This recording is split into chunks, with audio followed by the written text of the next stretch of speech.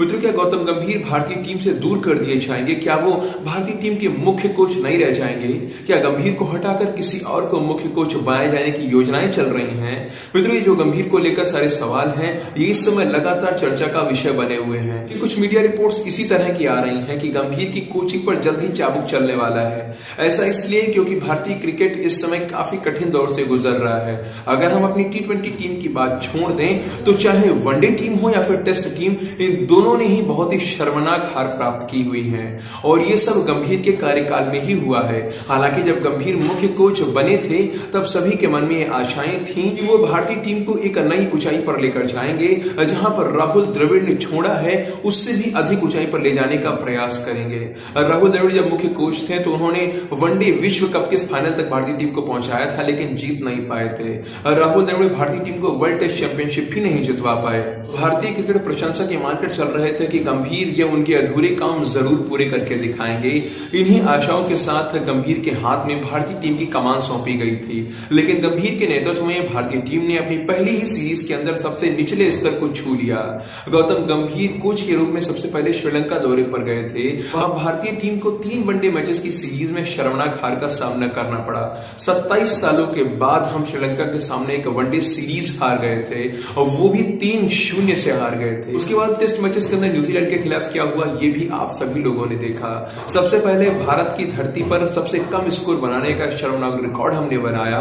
इसके साथ ही 12 सालों से हम अपने घर पर भारत की धरती पर कोई भी टेस्ट सीरीज हारे नहीं थे, लेकिन गंभीर के कोचिंग कार्यकाल में ये परंपरा भी टूट गई। हम न्यूजीलैंड के सामने सीरीज हार गए। न केवल सीरीज हारे बल्कि हम क्लीन स्वीप हो गए। न्यूजीलैंड 3-0 से जीत गया और भारतीय टेस्ट टीम के इतिहास में आज तक 3 या उससे ज्यादा मैचेस की टेस्ट सीरीज में हम कभी भी क्लीन स्वीप नहीं हुए थे, लेकिन इस बार ये निचला स्तर भी हमने देख लिया। अब तो स्थिति ये हो गई है कि भारतीय टीम वर्ल्ड टेस्ट चैंपियनशिप के फाइनल में पहुंच पाएगी या नहीं पहुंच पाएगी, इस पर भी संशय आ चुका है। जबकि एक लंबे समय से हमारी टीम WTC की पॉइंट्स टेबल में टॉप पर बैठी हुई थी। इसके साथ ही जिस तरह से श्रीलंका जैसी छोटी टीम के सामने हम 3-0 से वनडे सीरीज हारे थे, उसे देखकर मन में ये डर भी आ चुका है कि पता नहीं 2025 की जो चैंपियंस ट्रॉफी होने वाली है उसमें हमारा क्या होगा। क्या हम जीत पाएंगे, फाइनल या सेमीफाइनल तक पहुंच पाएंगे या फिर ग्रुप स्टेजेस से ही बाहर हो जाएंगे। तो ऐसी स्थिति को देखकर राहुल द्रविड़ का ही कोचिंग कार्यकाल याद आता है।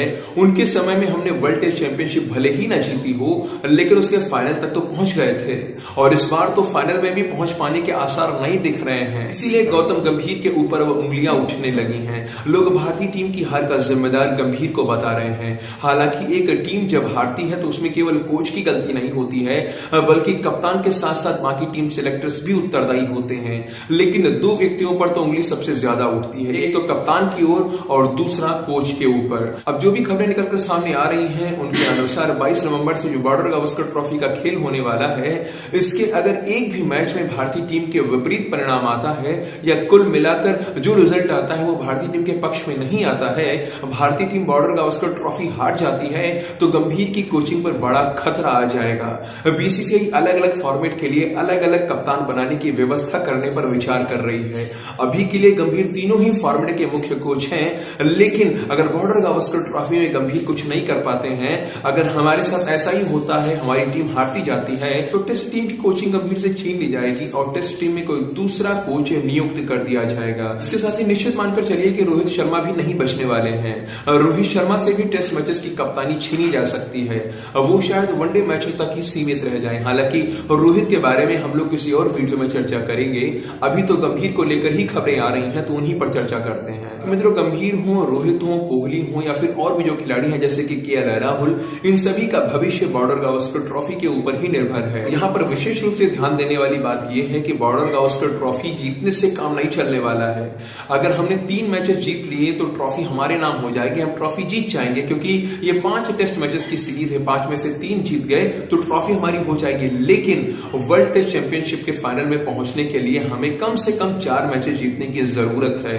तो अगर हम 4 मैचेस जीतने में कामयाब नहीं हो पाते हैं तो फिर काट छाट होनी तय है। बड़े बड़े बदलाव होते हुए हमें देखने को मिलेंगे। आप प्रतीक्षा करते हैं 22 नवंबर की, देखते हैं क्या देखने को मिलता है। बाकी मित्रों, आप लोगों को क्या लगता है, क्या ऐसा होना चाहिए?